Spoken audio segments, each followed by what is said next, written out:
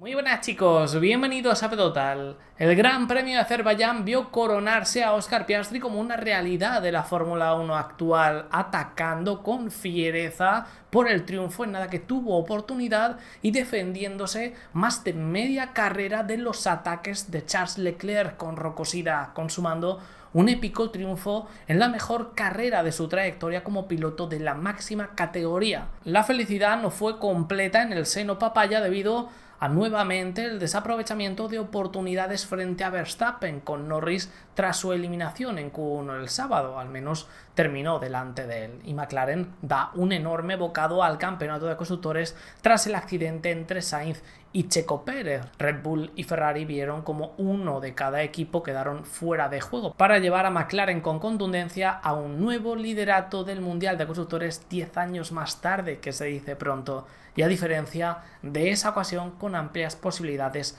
de llevárselo. Aunque precisamente de esto no es lo que más se está hablando de McLaren, ni la victoria de Piastri, ni el fin de semana de Norris, ni la distancia con Verstappen, ni su liderato en el Mundial de Constructores después de 10 años. La carrera en Bakú, con una iluminación muy particular a esas horas que hace que en la recta principal no pudiéramos reconocer de frente a los monoplazas, nos descubrió un elemento en las cámaras onboards hasta ahora desconocido, semicamuflado, y que está causando una enorme polémica en todo el entorno Fórmula 1 sobre la legalidad o no del MCL38, y llueve sobre mojado. Recordemos toda la polémica que han rodeado a los alerones delanteros de McLaren y Mercedes por su flexibilidad excesiva, pero ahora no es el delantero sino que es el trasero. Fijaos en esas imágenes de multiviewer, que es perfecta para entender el porqué del revuelo, todas las dudas que están surgiendo en torno al nuevo invento de McLaren, como podemos comprobar en esa comparativa entre el alerón trasero de McLaren, Red Bull y Ferrari. Todos flexan en mayor o menor medida en el punto de más resistencia al avance, más 200, más 300 km por hora, ceden. Esto es algo inevitable por pura física y de lo que se tratan de aprovechar los equipos para aumentar su velocidad punta, siendo algo que causó sensación allá por 2021. La guerra Mercedes versus Red Bull, con acusaciones de un sistema de suspensión que bajaba la parte trasera de los de Brackley, de una excesiva flexión por parte del RB16B, no es algo nuevo. Y todos parecen tenerlo bien atado para aprovechar hasta el límite del reglamento que lo marcan las pruebas de la FIA en parado. El problema aquí no es la flexión bajo carga, es que con McLaren hay una novedad, y una novedad que te vuela la cabeza. No solo flexa, sino que se abre levemente el plano del DRS aunque no esté activado. Fijaos con ese zoom tanto en el corte como se levanta en la unión del plano del DRS con el plano fijo. No solo eso, sino lo que es determinante aquí es la abertura, el gap que hay entre el plano del DRS y el plano inferior, que bajo carga se abre levemente, creando lo que se ha denominado como una especie de mini DRS. Las imágenes, la verdad es que hablan por sí solas. Realmente el McLaren bajo carga ha ideado algún tipo de sistema mediante la flexibilidad de algunas zonas del alerón trasero para que se retuerza el plano del DRS abriéndose levemente. Ese gap, conforme la resistencia del aire es mayor. Cuando llega a una frenada fuerte, como la primera curva de Bakú, el plano del DRS está completamente cerrado. Pero cuando empiezas a acelerar y se sobrepasan los 200, los 300 km por hora, que es lo que ilustra esa comparativa, la diferencia entre más 200, 300 km por hora, más 120 km por hora, vamos a poner como ejemplo, el plano del DRS se deforma levemente cuando llegan a esas velocidades, algo que, si bien hablaremos ahora de su posible legalidad o no y consecuencias que puede opinar la FIA al respecto, es una puñetera genialidad la que se ha sacado de la chistera los de Woking, y no es la primera que está llegando por su parte, ya que tendría multitud de ventajas. La primera y más obvia es una mayor velocidad punta con el DRS cerrado en todas las rectas de cualquier circuito. En segundo lugar, una reducción del consumo de combustible al tener una menor resistencia al avance. En una vuelta no hay mucha diferencia, pero después de 50 un poquito sí. Y en tercer lugar, la posibilidad de optar por cargas aerodinámicas más altas, por ejemplo, en Azerbaiyán, lo que crea una eficiencia muy bestia en conjunto. Voy a seguir siendo rápido en las rectas por este invento, es decir, como mínimo no voy a perder en ese punto, mientras en las curvas voy a tener una carga mayor a mis rivales para estar más cómodo, tener una mejor gestión de las gomas, lo que se traduce en una ventaja general bastante grande en este sentido al final del día. Cualquiera de esos puntos en una batalla tan apretada como la que vivimos en Bakú con 3 equipos en escasas milésimas, obviamente marca la diferencia entre ganar o quedar fuera del podio, incluso del top 5. Vamos a verlo ahora con datos. ¿Qué significa esto? ¿En qué se traduce?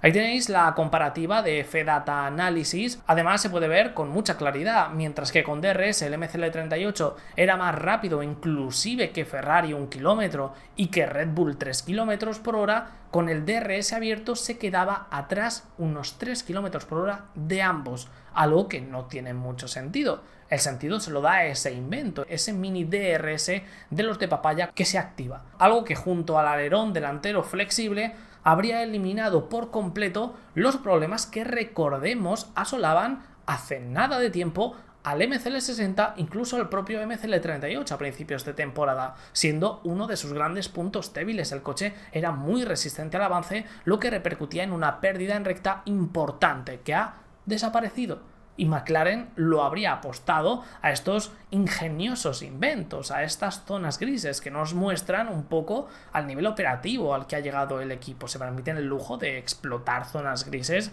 algo que está medianamente restringido ahora mismo por el límite presupuestario, el límite de horas en el túnel de viento, simulaciones CFD. No te puedes arriesgar tanto como antaño, que no pasaba nada, pues a otra cosa, ¿no? Aquí has perdido muchos recursos por el camino. Y ha sido muy típico a lo largo de la historia de la Fórmula 1, especialmente con la flexibilidad de alerón delantero, alerón trasero, y en lo que Adrian Newey fue precursor y un experto. Todos lo intentan, pero especialmente lo hacen las escuderías top para tratar de marcar una diferencia una vez asentadas, y técnicamente los de Woking ya se sienten así, se sienten más que asentados en la cúspide de la Fórmula 1, y esto pues obviamente para el equipo papaya son muy buenas noticias, tanto que se permiten el lujo de explorar zonas grises, y no solamente explorarlas como todos, sino encontrarlas. Esto recuerda un poco a 2021 con una sospecha de ilegalidad que teníamos cada semana. Era una locura, aunque luego pues había algunas que no llegaban a nada, otras un poquito más, lo que indica para el disfrute del aficionado que la competencia ha vuelto ferozmente a la categoría, y por ello no puedo estar más contento, la verdad. De seguir encendiéndose la lucha por el campeonato, no es la primera, ni tampoco será la última, incluso de 2024, lo que puede ser 2025 no me lo quiero ni imaginar. Apuntar que tras el Gran Premio de Azerbaiyán, aún con esas imágenes, viendo la luz y teniendo acceso el resto de equipos, ese mini DRS, no se ha reportado ninguna protesta por parte de Ferrari, Red Bull o Mercedes, ni tampoco se han pronunciado al respecto, así que los resultados obviamente se quedan tal cual. Tenemos carrera en Singapur esta semana, así que lo harán tarde o temprano, veremos qué tienen que decir al respecto. Por el momento parece que simplemente estudian la situación. La FIA, ante las preguntas de diferentes medios, lo que dijo es que el alerón de McLaren pasó las pruebas que se realizan en parado, por lo cual se considera legal a día de hoy tanto el alerón delantero como dicen aquí, ese alerón trasero. A pesar de que en el artículo 3.10.10 apartado G del reglamento técnico para la temporada 2024 de Fórmula 1 dice lo siguiente: el ángulo de la sección superior solo puede cambiar mediante la intervención directa del piloto, utilizando la electrónica especificada en el artículo 8.3, cuando el piloto pulsa el botón para activar el DRS. Así que nos encontraremos aquí con una de las tan famosas zonas grises, loophole, como lo queráis llamar, que viola el espíritu de la norma, y esto lo podemos extrapolar a muchos puntos del reglamento, igual que dice, con respecto a los alerones delanteros, las medidas, y que no puede flexar más de una cifra determinada, pero es que pasa lo mismo con ambos casos, tanto alerón delantero como alerones traseros. No se permite su flexión teórica, no se permite abrirse en la medida que sea sin que el piloto pulse el botón de activar el DRS y esté a menos de un segundo del piloto de delante, etcétera, etcétera, etcétera.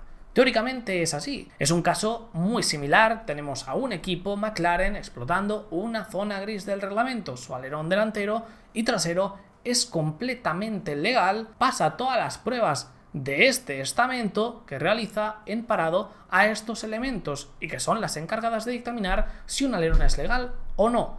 Así que a efectos prácticos es legal y no se puede decir lo contrario porque pasa las pruebas de la FIA. Para que sea dictaminado ilegal no vale con un vídeo, deberían cambiar la forma en la que realizan esas pruebas a mitad, ya no estamos a mitad, sino en la recta final de una temporada, algo que ya han anunciado al menos con respecto a los alerones delanteros flexibles. Y tendría sentido que también fuera igual en los traseros, que no van a tomar ningún tipo de medida adicional, ya que sería adulterar la competición, que simplemente están estudiándolos con diferentes pruebas que están realizando para proponer exámenes más estrictos de cara al futuro, que aunque sea imposible, repliquen lo que en pista con altas cargas pueden llegar a realizar dichos elementos, puedan verificar la flexión del alerón delantero, del alerón trasero de una forma más precisa que en la actualidad. Recordemos que en estos últimos años ya se han endurecido y cambiado estos procedimientos. Y me parece la decisión adecuada para no alterar la competición de un modo artificial. Este era el reglamento de la temporada 2024, estas son las pruebas que tienes que pasar para que se dictamine tu coche como legal, las pasas, genial. Has encontrado una zona gris, que cada vez hay menos, aunque con la flexibilidad siempre se intenta ir más allá, pues enhorabuena. El problema es que tiene que ser siempre así, como con el alerón trasero de Aston Martin en 2022, el delantero de Mercedes en 2022 también, el dash, el difusor soplado, pero luego tenemos otros casos como el Party Mode, que se baneó a mitad de la temporada, o en 2022 y 2023, como hemos comentado, que hubo cambios en las pruebas de flexión tanto del suelo como de los alerones, que especialmente en 2022 cambiaron el curso de la competición, haciendo que Ferrari se perdiera completamente después del parón veraniego. Falta coherencia, seguir una línea fija y clara, un déficit histórico de la FIA. En ninguno de sus apartados lo tiene, como no iba a ser menos, tampoco en el técnico. El problema es que no ha sido siempre así, ni creo, lamentablemente, que lo vaya a ser a futuro. Ojalá me equivoque, pero siempre debería ser así. Estas son las normas, estas son las pruebas, a competir. ¿Que alguno encuentre una zona gris y quieres cortarla para que no se vaya de las manos? Pues analizas qué es lo que ha sucedido, por qué ha sucedido, cómo han podido burlar las pruebas, las mejoras de cara al año siguiente y listo, así sucesivamente. El problema es que no ha sido así históricamente siempre, es un poco cachondeo, arbitrario y lleva al cabreo del aficionado de la Fórmula 1 con razón. Peleas de le hacen más a este, le hacen menos al otro, al de más allá. No se pueden cambiar las reglas del juego a mitad de la partida, con las consecuencias que puede tener en una categoría encima como la Fórmula 1, en la que todo de un coche, desde la primera tuerca a la mayor superficie aerodinámica y mecánica, está conectada. Tiene consecuencias inimaginables alterando artificialmente la competición. Me guste más o me guste menos, beneficie más o menos a mi escudería o piloto favorito. Esto no va de eso, sino de premiar la audacia, el ingenio, el empujar los límites, algo muy impregnado en el ADN de la Fórmula 1 y que lamentablemente se está perdiendo en los últimos tiempos. Pasan las pruebas, no hay mucho más que añadir, eso sí, siempre, y debe ser un toque de atención para la FIA porque están explorando zonas grises, ya parece, con muchísima facilidad en el tema de la flexibilidad, a pesar de que hace menos de un año haber endurecido la normativa en este sentido, y deben buscar una forma para que estas pruebas repliquen con una mayor exactitud, aunque total sea imposible lo que sucede a altas cargas en movimiento para 2025 mismo. Es una prioridad. El resto, al menos con el tema del alerón delantero, veremos en el trasero. Lo que tienen que hacer ahora es copiarlo o esperar que para el año que viene, muy probablemente, lleguen pruebas más estrictas y quede baneado, empleando tus recursos en otros menesteres. En lugar de eso, para beneficiarte en 4 o 5 grandes premios, pues ya dependerá de cada equipo. Con respecto a los alerones delanteros, ya se ha filtrado que Ferrari traerá su versión en Austin, esto es lo que se está especulando, así que lo esperamos, y Red Bull también planea su introducción próximamente, veremos cuándo. Ellos tienen experiencia, ya lo hicieron en un pasado, así que no les costará muchísimo el replicarlo. Con los alerones delanteros está claro, no habrá cambios hasta 2025 como mínimo, es algo oficial. Con los traseros se abre una nueva veda con el Mini DRS de McLaren. Esta, hay que decirlo así, genialidad que en Azerbaiyán les dio una ventaja, como hemos visto en los datos. Seguramente en muchos más circuitos que lo hayan llevado, aunque se haya escondido a la vista, veremos qué tienen que decir el resto de equipos al respecto, que harán preguntas y no pocas, y la FIA, que aunque debería ser similar su postura a la de los alerones delanteros, y preliminarmente es así tras Azerbaiyán, nunca se sabe con ellos. Estaremos atentos, pero esto es todo lo que tenemos a día de hoy. Dejadme en los comentarios qué opináis, suscribíos, dejad vuestro like y nos vemos en el próximo vídeo, chicos. Hasta luego.